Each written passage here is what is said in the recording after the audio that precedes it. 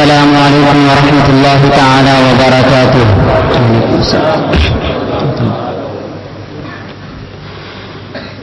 الحمد للہ رب العالمین والعاقبۃ للمتقین والصلاة والسلام على رسوله ومن تبعهم بإحسان إلى يوم الدين. أما بعد فأعوذ بالله من الشيطان الرجيم. بسم الله الرحمن الرحيم.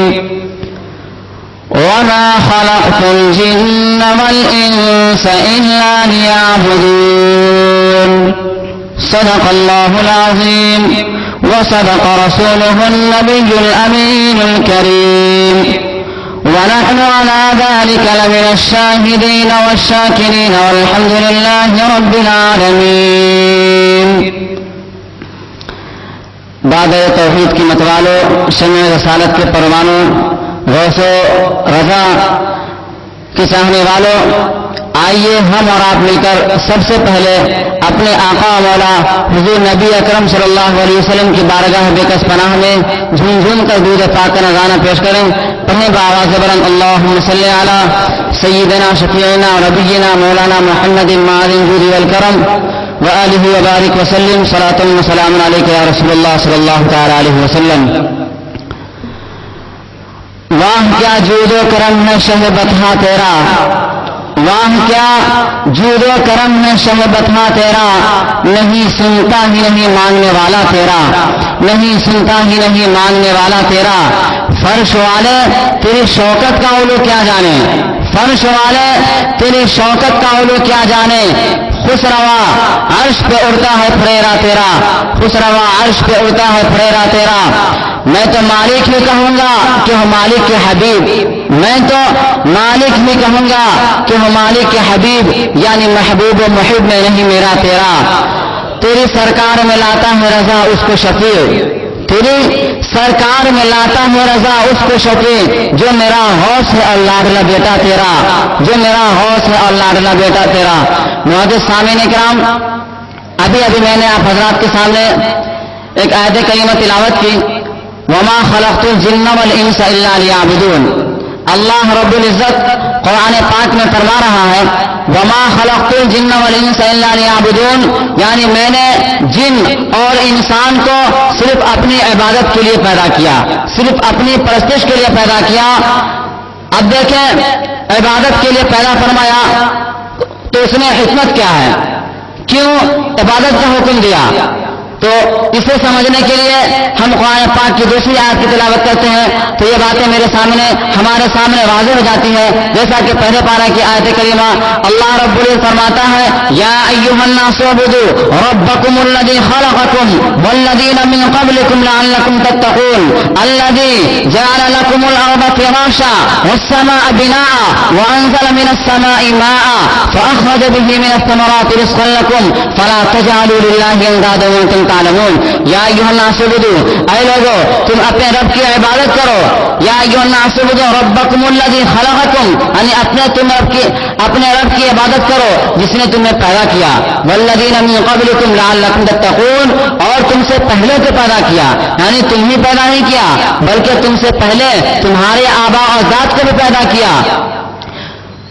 والذین من قبلکم لعلکم تتقون، اور اتنا ہی نہیں بلکہ تم پر یہ بھی احسان فرمایا الذی جعل لکم الارض فراشا، کہ اس نے تمہارے لیے زمین کو بچھونا بنایا، زمین کو تمہارے لیے بچھونا بنایا، زمین کو تمہارے لیے ہموار کیا کہ تم اس پر آباد ہو سکو، تم زمین پر اپنے مکانات بنا سکو.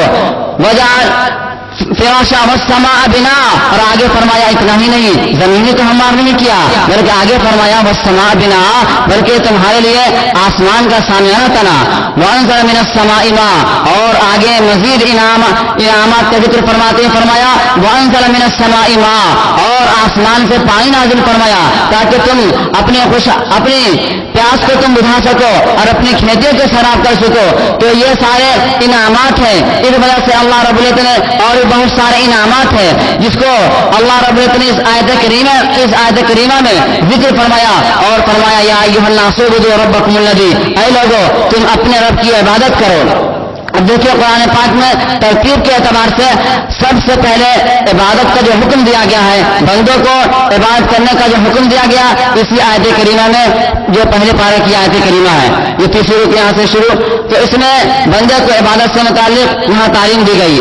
اب دیکھیں ایک عابد کی صفت کیا ہوتی ہے، ایک بندے مومن اور ایک ولی کامل اس کی صفت کیا ہونی چاہیے، یعنی وہ عبادت کس طریقے سے کرے. تو دیکھیں قرآن پاک کی ایک دوسری آیت کریمہ اس کی ترجمانی اس طریقے سے قرآن پاک میں بیان فرمایا گیا جیسا کہ سورہ فرقان میں اللہ رب العزت فرماتا ہے وعباد الرحمن، نیک بندوں کی نشانی، نیک بندوں کی علامتیں جو اللہ رب العزت کی بارگاہ میں سجدہ ریز رہتے ہیں اس کی نشانی اور علامت بیان اس طریقے سے فرمایا وعباد الرحمن الذین یمشون علی الارض ہونا واذا خاطبهم الجاہلون قالوا سلاما.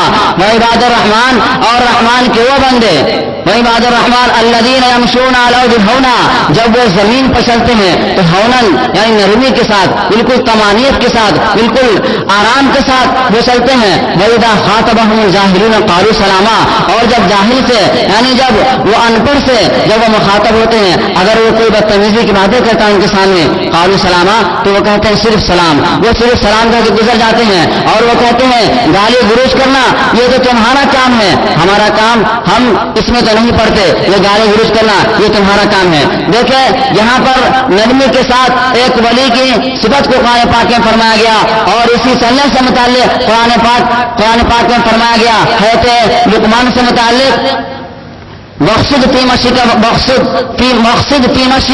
وغضض من صوتک ان انکر الاصوات لصوت الحمیر. فرمایا مقصد فی مشیکا یعنی چلنے میں آپ درمیان روی اختیار کرو، یعنی اتنا تیز بھی نہ چلو تاکہ لوگ مایوب سمجھے اور نہ بالکل سست آہستگی کے ساتھ چلو بلکہ درمیانہ روی اختیار کرو. قرآن کہہ رہا مقصد فی مشیکا وغضض من صوتک یعنی چلنے میں تم درمیانہ روی اختیار کرو، وغضض من صوتک اور اپنی آواز کو بہت زیادہ بلند بھی نہ کرو اور نہ بالکل پست آواز میں باتیں کرو تاکہ لوگ نہ سن سکے، بالکل میانہ بالکل درمیانی آواز نکالو. تو یہ اولیاء کرام کی یہ شان ہوا کرتی ہے. اور زمین پہ چلنے سے متعلق سورہ بنی اسرائیل میں فرمایا گیا وَلَا تَمْشِ فِي الْأَرْضِ مَرَحًا إِنَّكَ لَن تَخْرِقَ الْأَرْضَ وَلَن تَبْلُغَ الْجِبَالَ طُولًا، یعنی تو زمین پر اتراتا ہوا نہ چل. یعنی اللہ رب العزت اپنے بندوں کو تعلیم دے رہا ہے اور فرما رہا ہے وَلَا تَمْشِ فِي الْأَرْضِ مَرَحًا إِنَّكَ لَن تَخْرِقَ الْأَرْضَ، یعنی تو زمین پر اتراتا ہوا نہ چل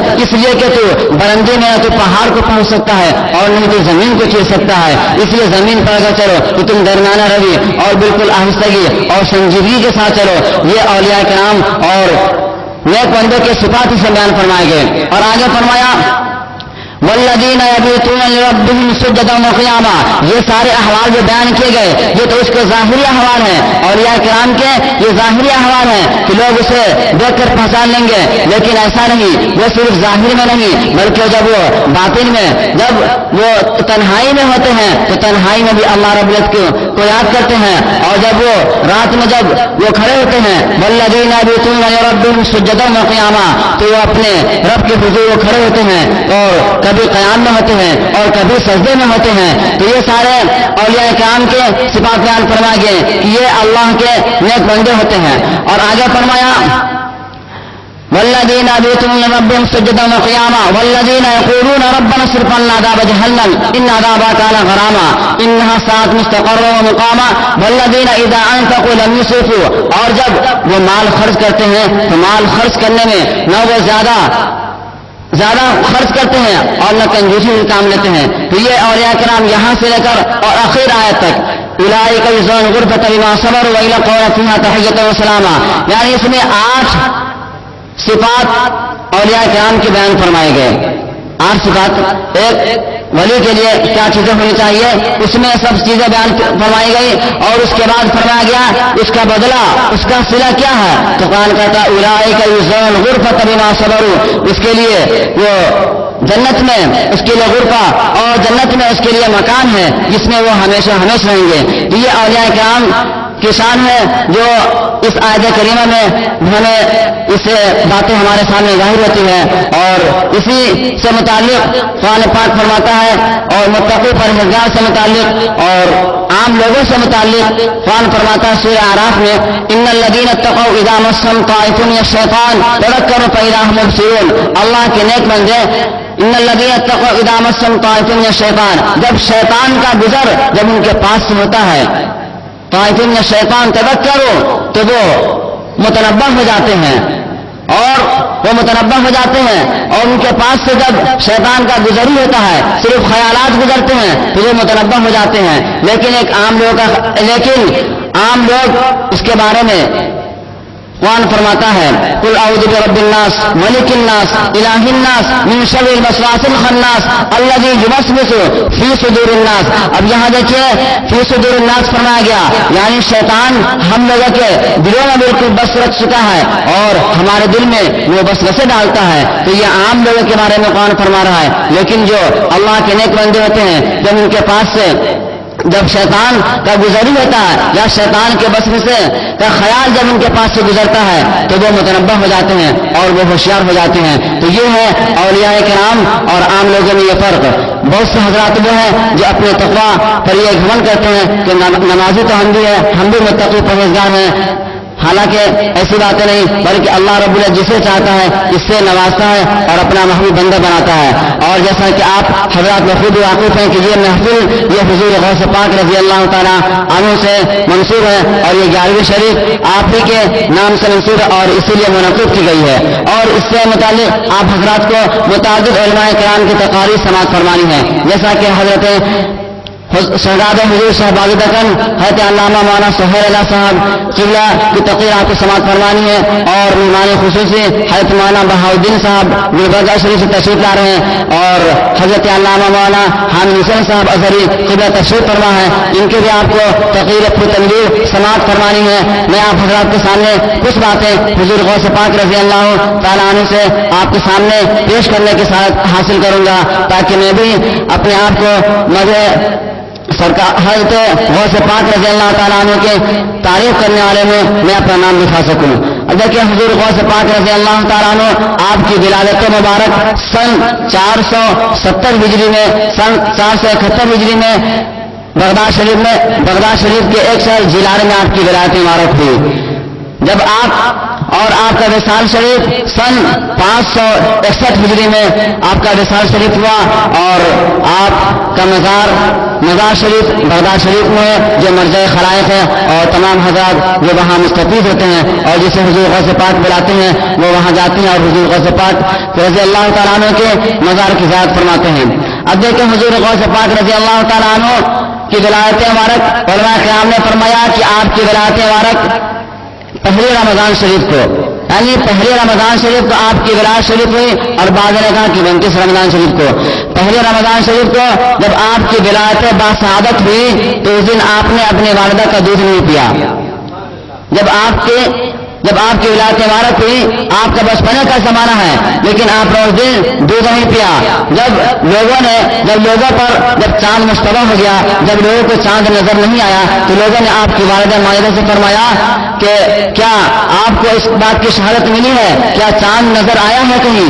تو آپ کی والدہ محترمہ حضرت ام الخیر نے فرمایا کہ آج میرا عبد القادر دودھ نہیں پیا ہے، چاند کے بارے میں کوئی خبر تو مجھے معلوم نہیں، لیکن میرا لڑکا آج دودھ نہیں پیا ہے۔ دیکھیں حضور غوث پاک رضی اللہ تعالیٰ عنہ آپ اپنے بچپن کے زمانے سے آپ ابھی اپنے ماں کے گود میں ہیں، لیکن وہاں سے دیکھیں کہ وہاں سے آپ کی ولادت کا دور شروع ہوتا ہے، اور آپ ولادت کے دن سے، اور آپ اپنے ماں کے پیٹ میں جب سے ولی ہیں، اور حضور غوث پاک رضی اللہ تعالیٰ عنہ آپ کا نسب آپ نجیب الطرفین ہیں، یعنی آپ اپنے والد کے نسب سے بھی حضرت امام حسین تک اور اپنے والدہ کے اپنے والد کے نسب سے بھی آپ نجیب الطرفین یعنی سید السادات ہیں۔ تو حضور غوث پاک رضی اللہ تعالیٰ عنہ کی ولایت مبارکہ جب سن 471 ہجری میں ہوئی، اس کے بعد آپ پروان چڑھتے رہے اور آپ کی عمر مبارکہ بھی چھوٹی تھی کہ آپ کے والد محترم کا سایہ آپ کے سروں سے اٹھ گیا۔ اس کے بعد آپ زندگی بسر کرتے رہے، لیکن آپ کے نانا جان ابھی باحیات تھے، جو حضرت عبداللہ سومائی جو اپنے وقت کے بہت ہی بڑے بزرگ تھے، ابھی آپ کے نانا جان ابھی باحیات تھے، انہوں نے آپ کی پرورش فرمائی۔ اس کے بعد جب آپ کی والدہ جب آپ بڑے ہوئے تو آپ کی عمر مبارک جب 10 سال کی ہوئی تو آپ کے والدہ ماجدہ نے آپ کو شہر جیلان پڑھنے کے لیے روانہ کیا، اور پڑھنے جانے کے لیے جب آپ نے روانہ کیا تو آپ نے یہ نصیحت فرمائی کہ بیٹے کچھ بھی ہو جائے تم جھوٹ کسی حال میں مت بولنا۔ آج ہمارا ماحول یہ ہے کہ ذرا سے کچھ بھی ہمارا معاملہ ظاہری اگر ہمارا کچھ فائدہ ہو تو ہم اسے جھوٹ بول کے اپنا کام نکال لیتے ہیں، لیکن ہمیں اس سے درس عبرت حاصل کرنا چاہیے۔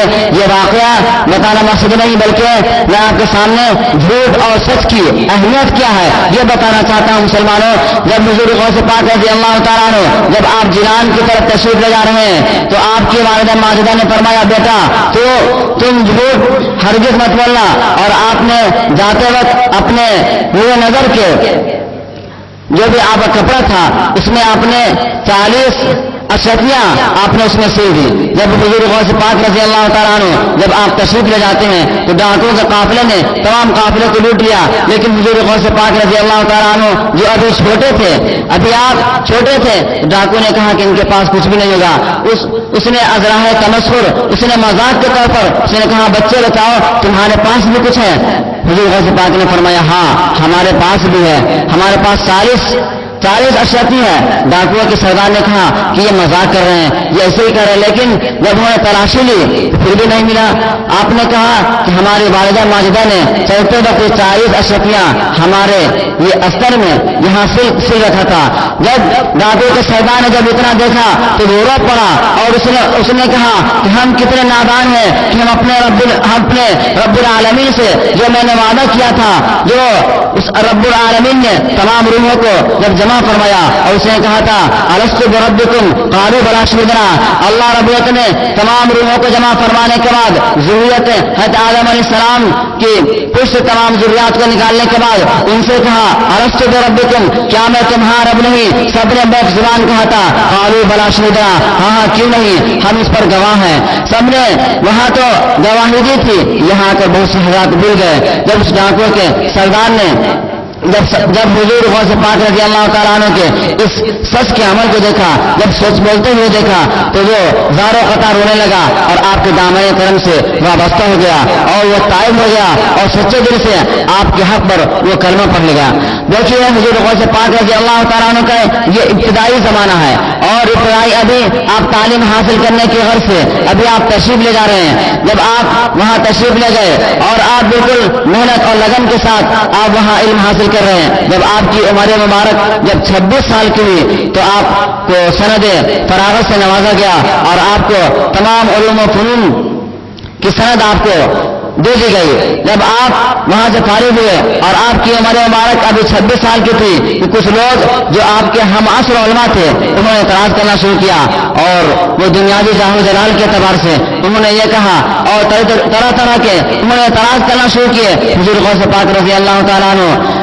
تو آپ متواتر 25 سال تک تاریخوں میں آیا ہے کہ آپ 25 سال تک بیابان میں رہے، جنگلوں میں رہے اور وہاں آپ عبادت و رعایت کیا کرتے تھے۔ اور حضور غوث پاک رضی اللہ تعالیٰ نے جب دنیا پرست علماء اور دنیا پرست عالموں کے اس رویے کو دیکھا، جب اس طریقوں کو دیکھا، حضور غوث پاک رضی اللہ تعالیٰ نے یہ ارادہ کیا کہ میں یہاں سے کسی جنگل میں چلا جاؤں اور وہاں میں اللہ تعالیٰ کی عبادت و رعایت مشغول ہو جاؤں۔ لیکن حضور غوث پاک رضی اللہ تعالیٰ عنہ کے چاہنے والوں نے، آپ کے معتقدین نے، آپ کے محبین نے کہا کہ حضور آپ جنگل میں نہ جائیں ورنہ مخالف سمجھیں گے کہ وہ ہم سے ڈر گئے، لہذا وہاں جا کر مناظرہ کرنا چاہیے. حضور غوث پاک رضی اللہ تعالیٰ عنہ نے کہا کہ ٹھیک ہے. جب حضور غوث پاک رضی اللہ تعالیٰ عنہ جب تمام جو دنیا پرست جو دنیا کمانے والے جو علماء تھے وہ وہاں حاضر تھے اور وہ عمر کے اعتبار سے حضور غوث پاک سے بہت بڑے تھے اور ان کو اپنے علم پر بہت ناز تھا, ان کو اپنے علم پر بہت گھمنڈ تھا.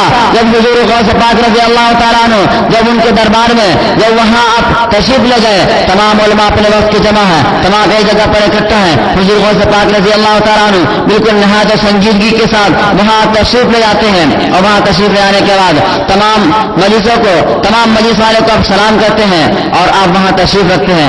آپ وہاں بیٹھ جاتے ہیں اور پھر بیٹھنے کے بعد تمام لوگوں پر سکوت طاری ہے, کوئی بولنے کو تیار نہیں. حضور غوث پاک رضی اللہ تعالیٰ عنہ نے فرمایا کہو کس کا کون سا سوال ہے, تم کون سا سوال کرنا چاہتے ہو. علماء کی زبان بالکل خاموش ہو گئی. اپنے وقت کے یہ بہت بڑے عالم تھے, بہت بڑے نقاد تھے, ایک فقیہ تھے, لیکن جب حضور غوث پاک رضی اللہ تعالیٰ عنہ نے جب ایک نظر جب تمام مجمع پر فرمائی آپ نے تو تمام جو اس وقت جو علماء جو اعتراض کرنے کی غرض سے وہاں بیٹھے تھے سب کے علم کو حضور غوث پاک نے سلب کر لیا.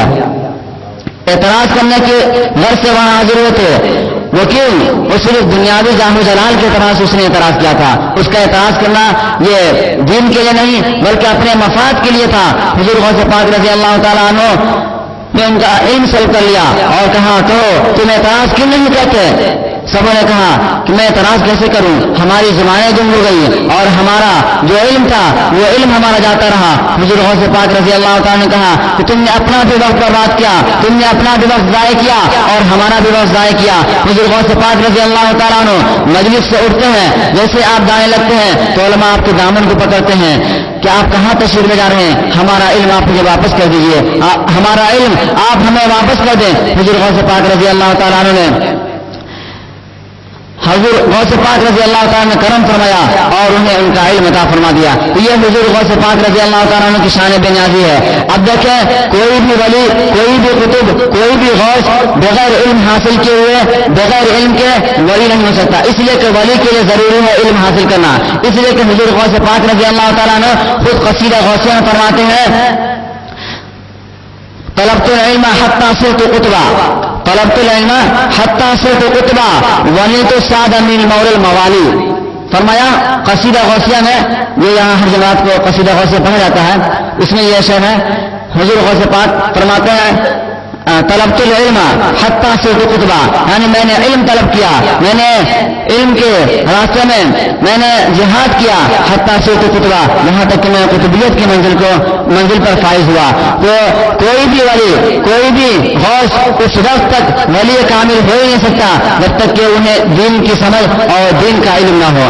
لہذا آج کل جو بہت سے حضرات اور بہت سے جو پیر ہیں وہ کہتے ہیں کہ وہ شریعت الگ ہے اور طریقت الگ ہے. دیکھو یہ سب باتیں غلط ہیں, یہ لوگوں کو گمراہ کرنے کا یہ ایک ڈھکوسلا ہے اور لوگوں کو گمراہ کرنے کا طریقہ ہے.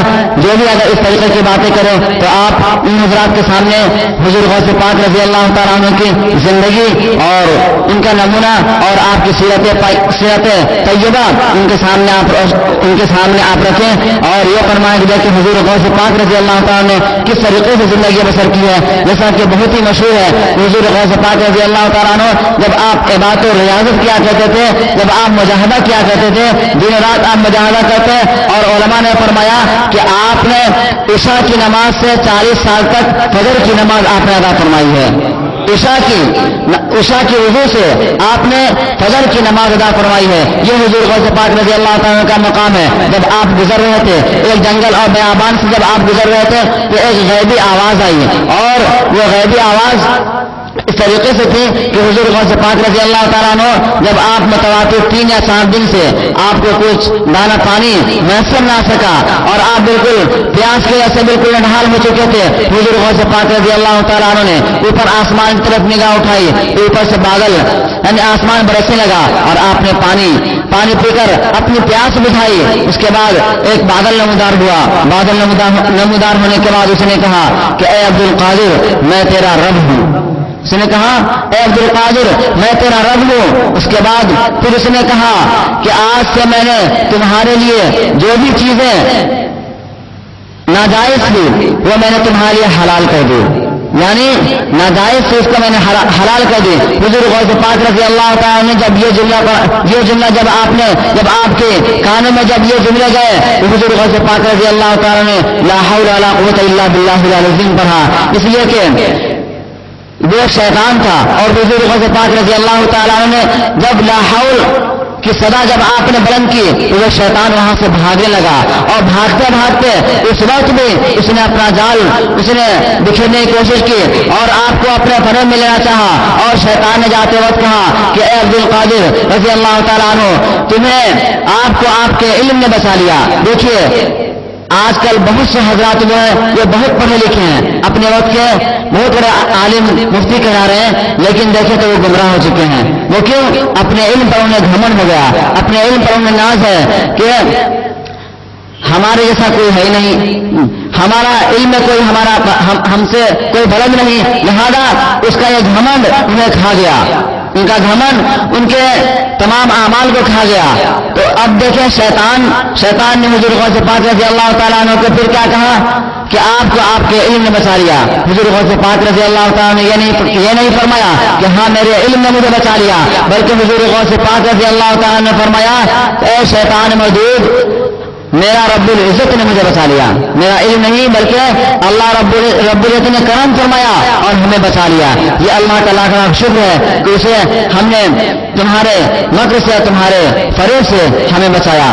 تو یہ حضور غوث پاک رضی اللہ تعالیٰ عنہ کے فضائل ہیں جو علماء کرام نے وصیت میں بیان فرمایا، اور بھی بہت سارے آپ کے فضائل و مناقب ہیں جو آپ علماء کرام کی زبانی آپ سماعت فرمائیں گے. اور اس کے لیے خصوصی تقریر آپ کو سماعت فرمانی ہے، جیسا کہ حضرت بہت ہی دیر سے یہاں تشریف فرما ہے. اور میں بس کچھ ہی بات آپ کے سامنے پیش کر کے میں آپ کے سامنے سے آپ رخصت ہونے کی کوشش کروں گا. میں نے آپ کے سامنے جو آیت کریمہ تلاوت کی کہ اللہ رب العزت فرماتا ہے وما خلقت الجن والانس الا لیعبدون، یعنی میں نے جن اور انسان کو صرف اور صرف اپنی عبادت کے لیے پیدا فرمایا. تو کوئی بھی بندہ مومن یا کسی بھی مرتبے کو پہنچ جائے لیکن اس کے اوپر نماز ہر حال میں ضروری ہے، ہر حال میں فرض ہے. یہاں تک کہ نماز کے متعلق آپ ہمیشہ سماعت فرماتے ہیں کہ نماز ہر حال میں اس پر ضروری ہے. اگر وہ کھڑے ہو کر نہیں پڑھ سکتا ہے تو وہ بیٹھ کر پڑھے، اگر بیٹھ کر نہیں پڑھ سکتا ہے تو وہ لیٹ کر پڑھے، اگر لیٹ کر اگر نہیں پڑھ سکتا تو وہ اشارے سے پڑھے، لیٹ کر اشارے سے پڑھے اگر بیٹھ کر نہیں پڑھ سکتا ہے. اتنی ساری تاکیدیں ہیں. تو کوئی بھی ولی اور کوئی بھی غوث اس وقت تک ولی کامل نہیں ہو سکتا جب تک کہ وہ فرائض و واجبات کو پورے طریقے سے وہ ادا نہ کر سکے اور اس پر وہ کاربند نہ ہو. اللہ رب العزت کی بارگاہ میں دعا ہے کہ ہمیں حضور غوث پاک رضی اللہ تعالیٰ عنہ کے فیض برکات سے مالا مال فرمائے اور حضور غوث پاک رضی اللہ تعالیٰ عنہ کے نقش قدم پر چلنے کی توفیق رفیق عطا فرمائے. میں اپنی بات کو اتنی پر ختم کرنے کی کوشش کرتا ہوں. استغفر اللہ ربی من کل ذنب واتوب الیہ، لا حول ولا قوة الا باللہ العلی العظیم. السلام علیکم ورحمۃ اللہ.